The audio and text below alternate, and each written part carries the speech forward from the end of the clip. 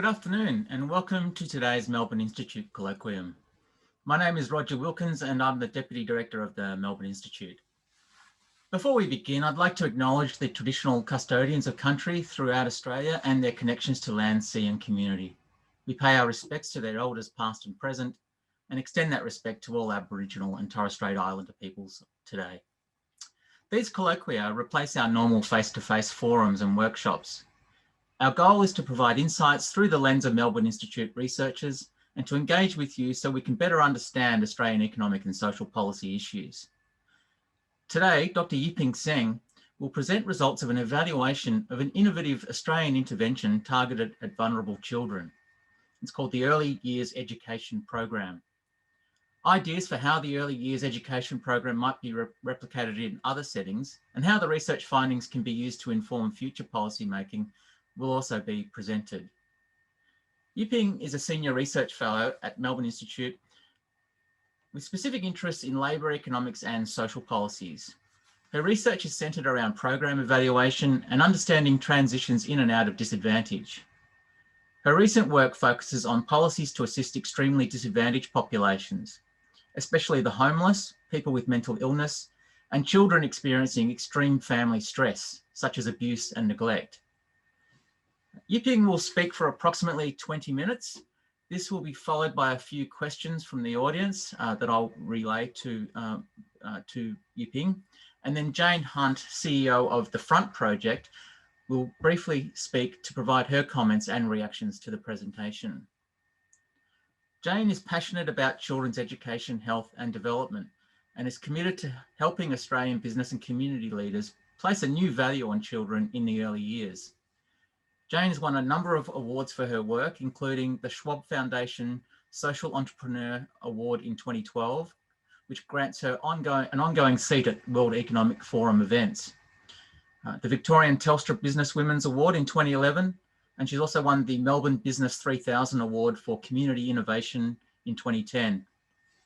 Jane is currently a non-executive director of Unison Community Housing and has held a number of senior roles in the for-benefit sector. Before I hand over to Yiping, a note about how we are handling questions and comments. For those of you watching through Zoom, we're relying on the Q&A function found at the bottom of your screen. And for those of you watching through Slido, you can submit questions in the box on the right-hand side of your screen. You can submit questions at any time through these functions, and then I will endeavour to pose those questions and comments to our speakers.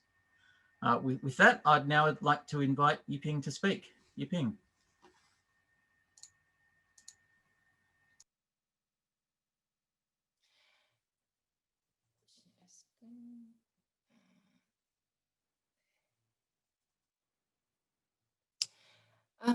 Thank you very much for joining today's colloquium.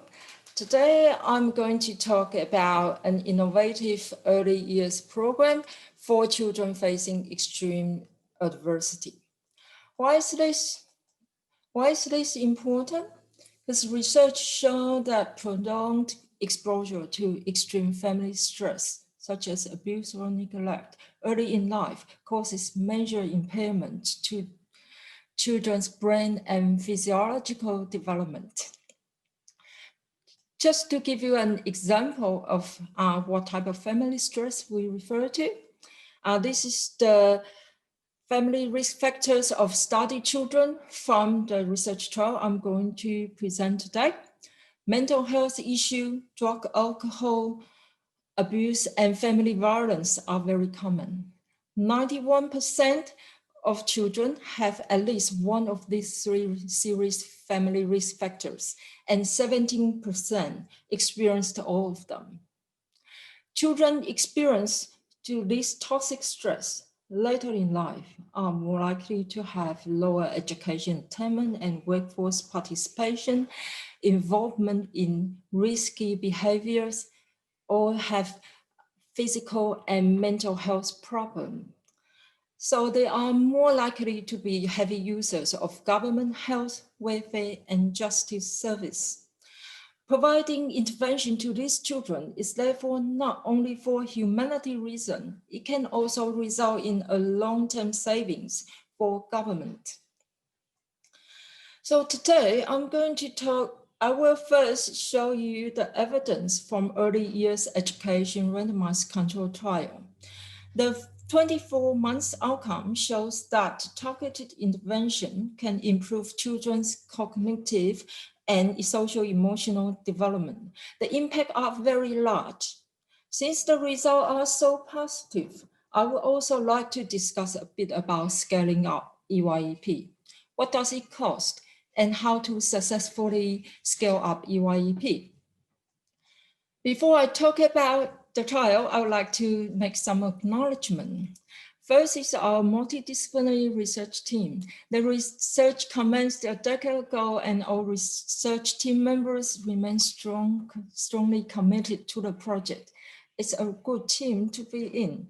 I also like to acknowledge Kids First, the research trial partner, and all funders. And here I only list the 4 categories because it's a very long list. Full list is included in our report. We really appreciate this wide community support. We also like to thank our trial participants and all educators. So EYEP is an Australian center-based early years education and care program for children experiencing extreme family stress. It has dual focus to reverse and prevent harms from exposure to family risk factors on children's emotional and behavioral regulation, development, and learning. And also to provide an enriched learning environment with a rigorously developed curriculum that enact the early years learning framework for Australia. So the goal is for children to enter school as confident and successful learners who are developmentally and educationally equal to their peers. The key element of the model include attachment theory, relationship pedagogy, infant mental health, wraparound family support, parental input, and nutrition.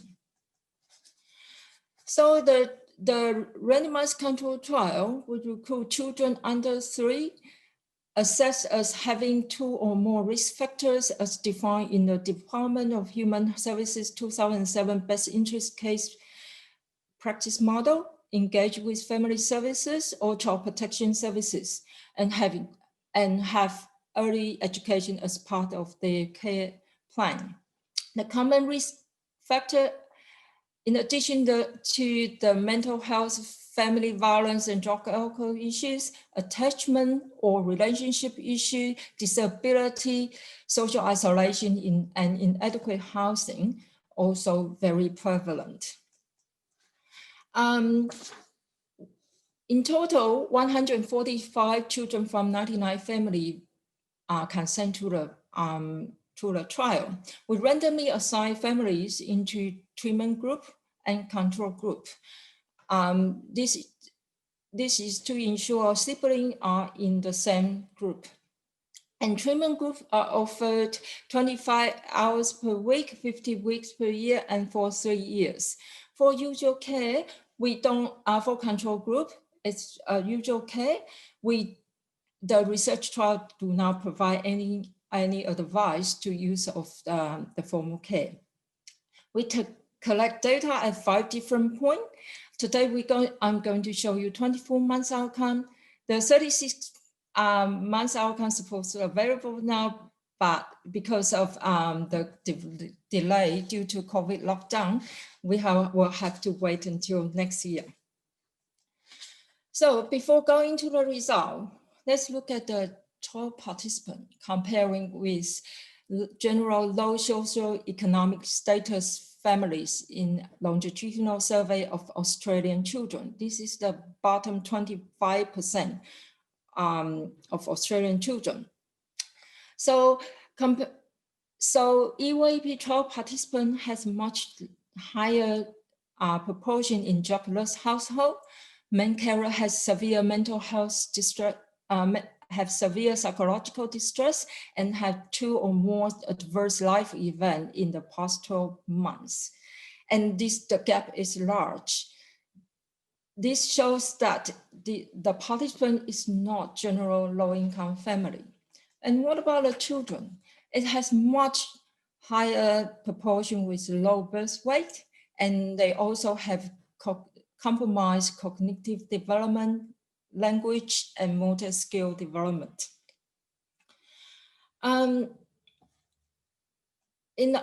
So this is the impact we're waiting for. We measured both cognitive and non-cognitive outcome, IQ, language, resilience, and social emotional. And before getting to the talk, in our report, we use many different statistical models to test the sensitivity of our findings. The findings are consistent. This estimate I presented here is from the model that has best statistical fit. Also, one more technical point, smaller p-value means the estimate is more statistically significant. For this sample size, in general, we use 0.1 as cutoff as for statistical significance. As you can see, all child outcomes, impact on child outcomes are statistically significant. Couple of results I would like to highlight. After 24 months, EYEP increased participants' average IQ to the level of similar to general population norm. That's average of 100. The estimated impact size is 7 points. How big is this 7 point? Thinking about 15 points below population average is considered as developmentally delayed. So an average impact of 7 points is very large. Another one is our social emotional measure. It measures as whether a child's score is in clinical range. That means the child requires clinical attention. EYEP reduced this proportion of children in clinical range by 29 percentage points. At 24 months, 12% of EYEP children are in clinical range, which is very similar to general population. But with the without EYEP, this number would have been over 40%. We also measures carers' psychological distress. It also shows the significant impact. For parenting daily hassle, the changes in the right direction, but it's not statistically significant. And basically, there's no changes in home environment. So what generates this large impact is the quantity or quality of the education and care. On average, 20.4 hours per week of formal care EYEP group received, and 15.7 hours for control group. The gap is not huge. What about the type of care? Control group children receive more diverse type of care, and the higher proportion has no care than EYEP group, and they also have higher proportion juggle between multiple type of care. For usual weekly hours in formal care, it's also the control group is also more polarized. The higher proportion receive very short hour, and also higher proportion receive long hour. So what about it? So it's a mixture of quality and quantity. So let's unpack a bit more about the feature of EYEP model. EYEP's education and care program is attachment-focused trauma-informed care, which recognizes the focus on redressing the significant harms from child's exposure to toxic stress. It has a relationship-based pedagogy-driven reflect teaching model that is child-focused and aligned with National Early Learning Framework. It also exceeded the national quality standard. For general childcare, the program is more diverse, and in general, they follow guidelines of National Early Learning Framework or Victorian or State Early Learning Framework. So EYP has also a number of key features that enable to deliver this specialized program. It has higher staff to children ratio. It's much higher than general childcare. It has 10-hour planning per week and regular supervision, and have qualified experienced educators, and also have on-site infant mental health consultant and family support workers to provide advice. So for general childcare, there's no guideline on planning. So we can see these EYP models is specially designed to meet the need of these extremely disadvantaged children. For general childcare, it is unlikely to have sufficient resources to meet the need of these children. So this is what we know so far, but there is still much more research to go. So we still have 36 months outcome, half year into foundation year to measure school readiness and school functioning, and we have cost benefit analysis to go, and also in-depth analysis of mechanism of treatment effect also in progress. We also plan to do long-term follow-up to see the long-term impact of EYP program. And since the 24 months outcome, the impact is so large, we also start to do the research on scaling up EYP. How to replicate EYP model and evaluation of EYP replication. So thinking about scaling up EYP, the first question I normally get is, what's the cost of EYP? The dollar amount depends on the age composition of children, size of center, and the location of center. So I'm not able to give you a dollar figure here, but compared with general childcare center, cost per child is higher. Because it has higher staff to children ratio and higher qualification requirement of educators, and have on-site infant mental health consultant and family support worker, approximately 0.01 full-time equivalent staff each. And we also have some moderate cost of regular supervision and other additional resources such as transportation, food with higher nutritional contents. Is EYP too expensive to invest? There are three key points I would like to highlight. The first is the cost of not providing an intervention for children facing extreme adversity. And second is the large positive impact of EYP. For example, for children's social emotional development, 12% of EYP children are in clinical range, but they are 40 over this range. And imagine how much clinical resources can EYP potentially save. Another key point I want to mention is the majority of usual care group receive some form of subsidized formal care.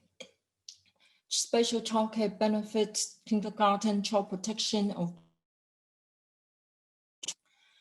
So the net cost of generating this large impact is way lower than EYP program cost.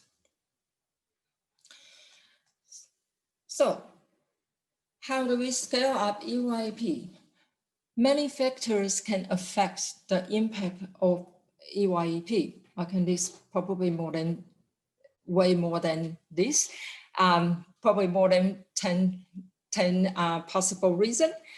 But in literature, program fidelity issue is the most common after programs scale up.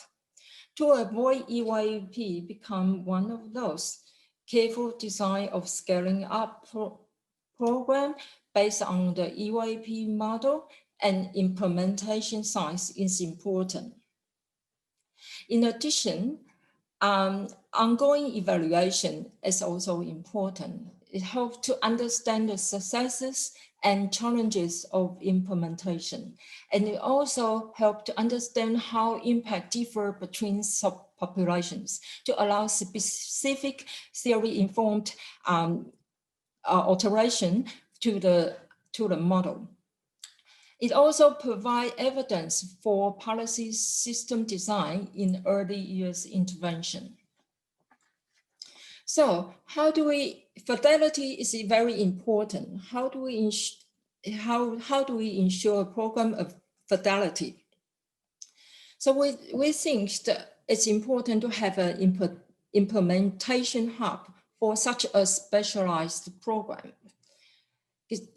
The function is to oversee and support fidelity in the implementation of EYP in replication sites, and to design and undertake data collection and evaluation, and also to refine the EYP model or implementation based on replication research findings. Another important point is start with small number of centers will be beneficial. It enables us to test implementation process and refine them if needed before large scale scaling up. And also it tests whether the significant impact can be replicated in a non-research trial setting.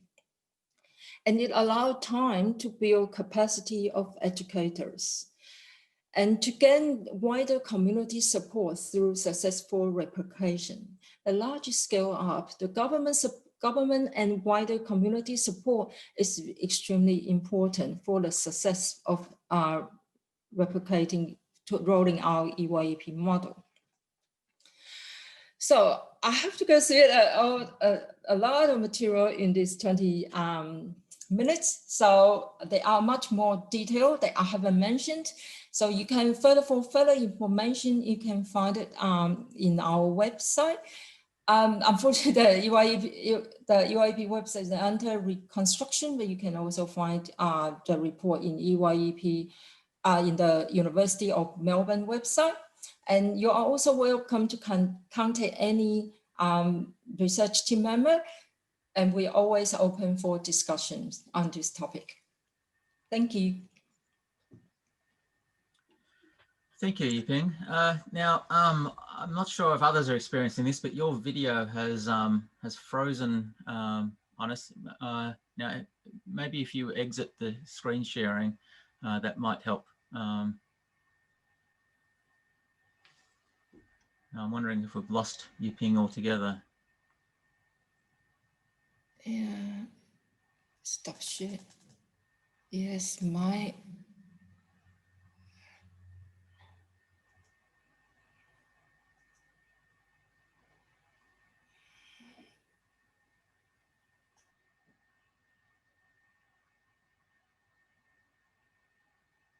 Can you hear me, Yiping?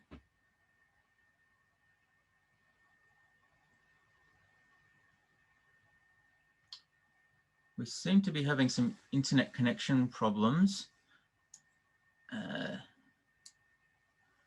What I might do is, rather than proceed to Q&A, I might ask Jane if she could come on board and provide her comments and insights, and then hopefully we can get Yiping back up on board in the interim. Jane, thank you for stepping in now. Thank you. Thank you, Roger. And I did want to extend my thanks and admiration to Yiping and the team for the work that they did to change the life trajectories of some of the most vulnerable children in Australia. And I think in this moment, as we're experiencing COVID, underscoring the importance of that work is really critical, because what we knew at the beginning of the pandemic was there was about 1 in 5 children living in poverty in Australia, about 200,000 in jobless families, about 11,000 children in out-of-home care. But we know this number is growing because twice as many children in Australia are at risk of poorer outcomes because of the financial stress, household financial stress of the pandemic. And what we also know is that children's experience of the pandemic has meant that it has eroded some of the protective factors around children. They've been weakened, and they have experienced more adverse experiences. And, you know, things like parents losing jobs, struggling to pay for rent or food, or material deprivation, but also social isolation, having lack of access to playgrounds and so on. And all these things are cumulative. As Yiping mentioned, children can experience a number of those adverse experiences. And what that means is it can set children up for an experience of disadvantage that really changes their life trajectory. Those statistics that I mentioned, whose life's chances, you know, children whose life's chances are limited, it also represents a cost for Australia, as Yiping has mentioned. And I thought I'd just flag, there was a piece of work that we did, the Front Project did in collaboration with CoLab at the Telethon Kids Institute and Woodside Energy, that calculated the cost of late intervention. So if you don't intervene with a program such as the Early Years Education program, the resulting costs to Australia of children entering homeless services, juvenile justice, etc., is about 15 billion a year. And so what that does is it demonstrates there's both a social and an economic argument in investing in children in the way that this program did. So this work is really timely. And I think what we have is an opportunity and an imperative to act now. And what Yiping's work has done, plus an already growing and strong evidence base, is it's given us some insights into how policy can proactively reduce gaps between advantaged and disadvantaged children, and particularly critical in this moment. And I think for us, there are some key insights. One of the things I wanted to mention, when we think about scaling impact of a program, we can think about it in several ways. There's scaling impact through a programmatic response, which is what Yiping's talking about, but there's also scaling impact through policy. And I thought I'd mention 3 points from Yiping's work. The first one is, in early childhood education and care, there is often a tension or a debate around whether we should provide a universal system.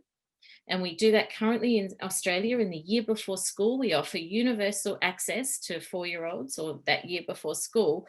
There's that tension between that policy response and another one, which is much more targeted, and the argument that you should only provide it to a particular cohort of children experiencing disadvantage. What Yiping's work and the team's work has shown is that you can do a targeted response to the children who most benefit from an integrated service of early childhood education, family support, and so on within a universal system, and in fact needs the universal system.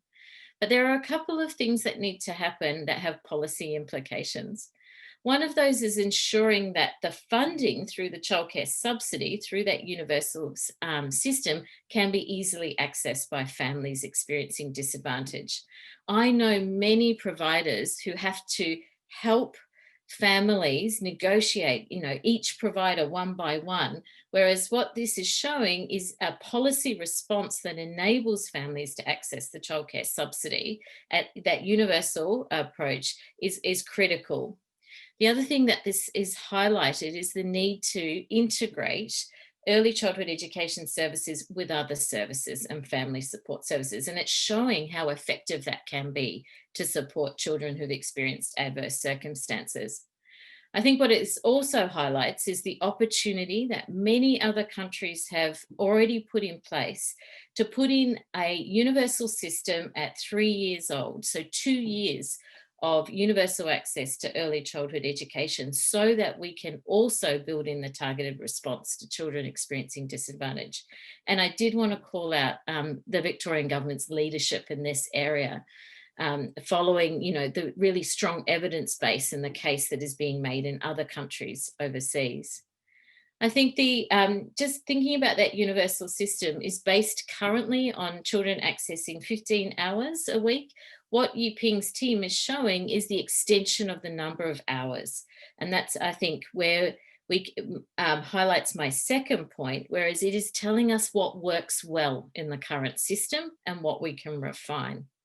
So here we can think about extending hours for those children who need more hours, but also reviewing the ratios. Yiping pointed to higher ratios of teachers and educators, highly skilled teachers and educators working with these children. So there's an opportunity to optimize this current universal system. The other thing that needs refining is removing those barriers to access for children, which is beyond affordability, but also more about practicalities. It's transport to an early childhood education centre or childcare centre, but it's also helping families navigate the administrative burden that they can experience in trying to apply for a childcare subsidy and so on.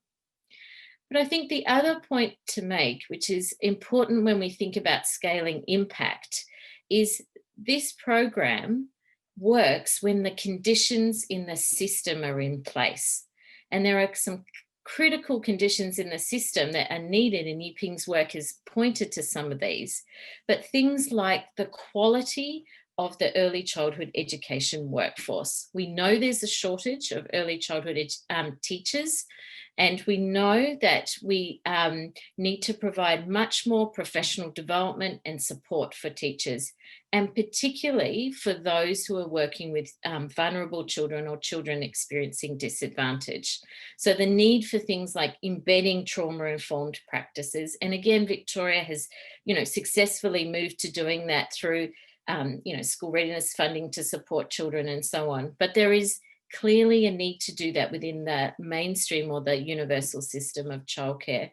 And the other thing I wanted to just extract as well, Yiping mentioned the importance of planning time for teachers and educators and their professional development.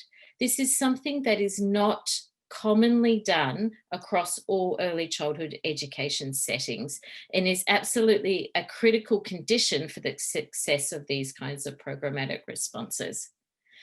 There is much more to discuss, and as I said, I did want to congratulate the team. I think this is a really important piece of work in helping us understand how we can have an impact on some of our most vulnerable children. Thank you.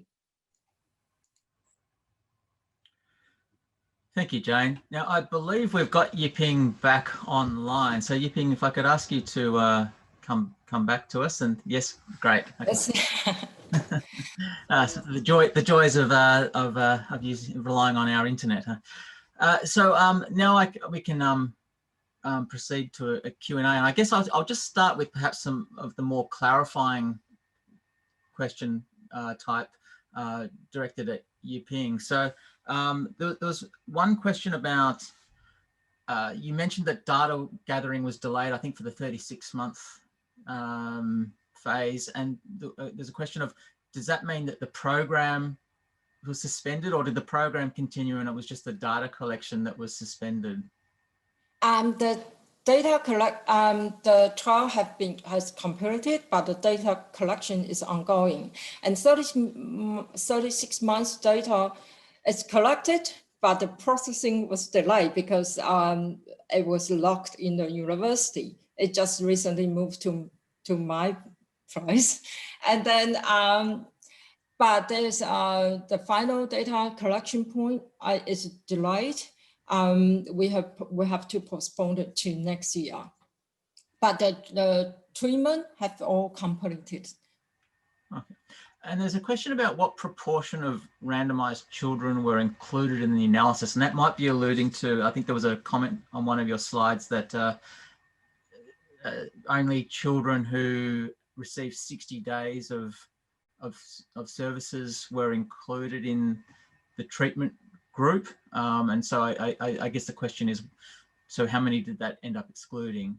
Yeah, so we want to analyze the treatment, the effect on those being treated. And then there's 75% of children attended at least 60 days of the program. And we think under 60 days is way too short to have any substantial benefit. Right. And because it's taken a long time to engage this extremely disadvantaged family.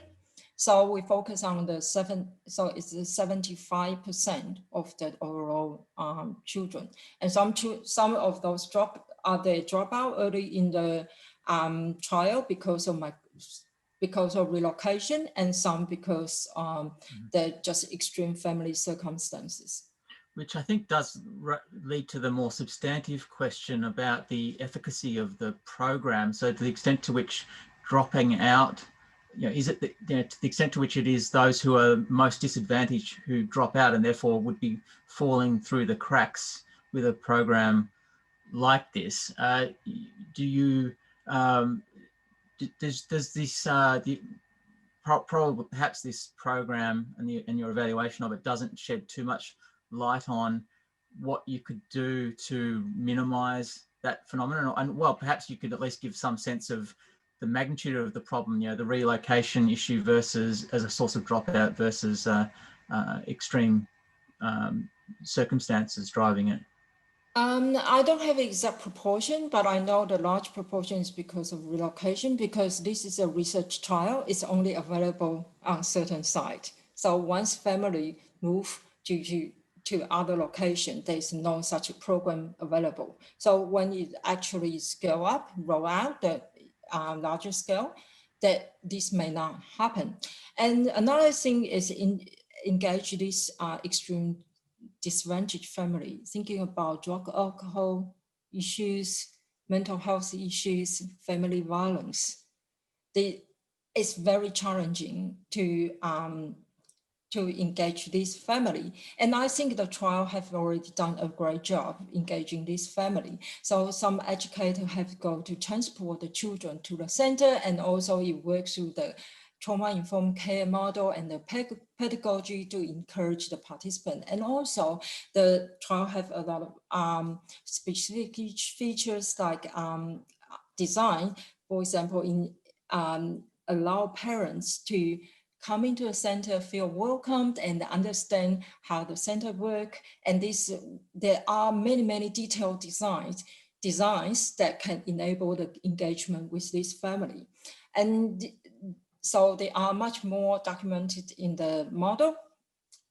And this actually brings out a question about whether general childcare would be able to do this, because when I bring my child, the educators are very busy, rush in, rush out, and they are their day-to-day routine. Is the normal childcare able to do this type of specialized treatment? So that's why we are arguing for a targeted model that provide for these specific children. Jane, did you have any comment on that? Or? Yeah, I did. Thank you. And having had a long history of working with families who experience disadvantage, and absolutely the challenges of having consistent contacts with children when their lives may be chaotic, and actually sometimes for good reasons. For example, if a family exits a family violence situation, is placed in temporary housing and so on, removing them from that adverse experience, but it does cause a disruption for the child. And so I absolutely appreciate Yiping's comments around the need to have the integration between the early childhood education and care services with other support services such as homelessness, family support, and so on, because it takes the multidisciplinary approach, I think, to generate really good, strong outcomes for children. But what this demonstrates is that can be done. So, I mean, I was personally struck by the magnitude of the effects, which were very striking. And Now, the question's been addressed of this sort of universality versus targeting approach, but then doesn't that raise the question of how do you decide what the right triggers are for eligibility for a program like this? I think you put up a graph at the beginning that suggested, I think, was it 3/4 of children where it had one of the risk factors? Maybe I've overstated that, but yeah, is that another issue in deciding between targeting versus universality, in the sense that if the program is good for children, is that an argument for universality, in the sense that there's perhaps less opportunity for inappropriate targeting or missing children who could benefit? Yiping, maybe you can go first. The targeting is to target the need of these children. It's not to discriminate against these children. And so this is actually, it's not mistargeting, it's the proper referral process. And in general, that these children require this type of services. Because to mix with the general population, there are also other issues we need to consider, whether they will be discriminated against by other families and whether other teachers.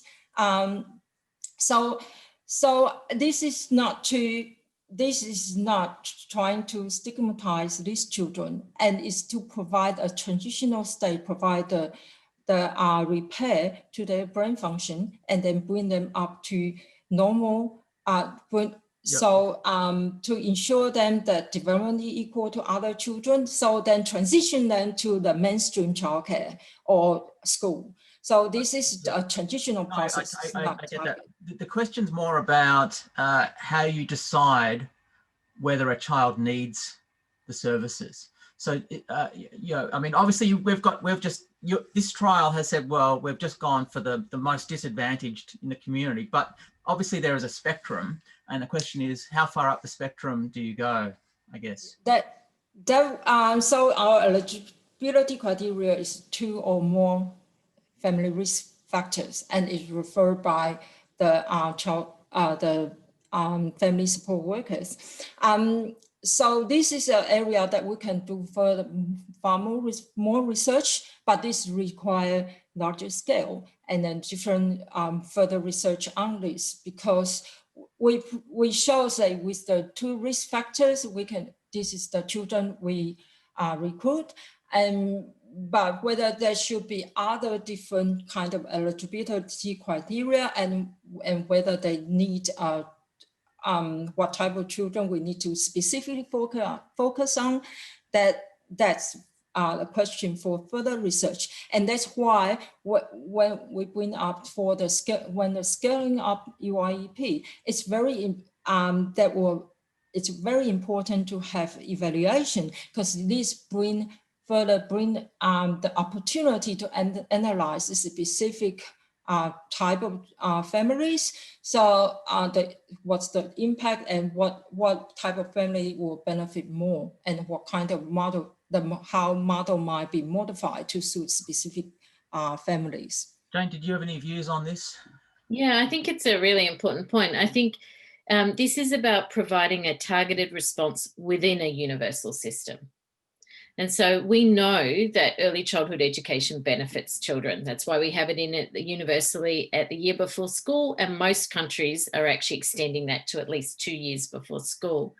A universal system also gives us the ability to identify those children who may be experiencing more than 2 risk factors, as Yiping said, so that we have a greater way of capturing those children. They can come in through family support services, homeless services, and so on, but also through the universal system. To do that, we need to change some of the expertise and the conditions in the system to enable that to happen more effectively. The hypothesis would be you would capture more children, and you would have a system that is able to generate greater outcomes for children. Now, I'm conscious of time. I've got many questions that I haven't got to, but there is one I think I will pose before we finish, which concerns where there are particular components of this program that were important to the outcomes, or whether perhaps alternatively, is it that you need everything all working together? You need an integrated system, and if one of the components is missing, you will not get the outcomes that you're observing. Does your analysis, Yiping, provide any insight on that front? I think we think that it's need an integrated model. So it's because you can see when I present a model feature, it's all related to each other. So you need to research to repair the harm from the toxic family stress, and also then you provide the enrich the learning environment. And the second, so all these it's a kind of package, and also the ratio, the hours is specifically designed to enable the educator to deliver this trauma-informed attachment theory, trauma-informed care. So I would say it needs a package, not just each individual element. If we tease out each individual element, it's a kind of research question. You need to run and you need to do more and more trial analysis to see whether it will work or not. Thank you. Fortunately, we are out of time now. So my apologies to all of the questioners whose questions I haven't been able to get to. We do, though, have a process by which we do ask our speaker for the colloquium to try to respond in writing to the questions that we've received that we haven't been able to get to, and they will be posted on our website, those responses. So let me thank our speakers. Thank you both of you for your presentations and comments, and also thank you to the audience for attending. The research insight for this colloquium will be sent, if it hasn't already, to attendees of this event. There's also a link, I believe, being put in the chat section on Zoom and posted next to the live stream on Slido as I speak. With that, I hope you've enjoyed this colloquium, and I look forward to seeing you at our next colloquium on the 1st of December, where in fact it'll be me presenting on findings from the 2020 Hilda Survey Statistical Report, which will be released later this month, either probably early next week. You can register for that colloquium by following the link that I believe has also now just been posted in the chat function and posted next to the live stream on Slido. But until then, thank you and goodbye.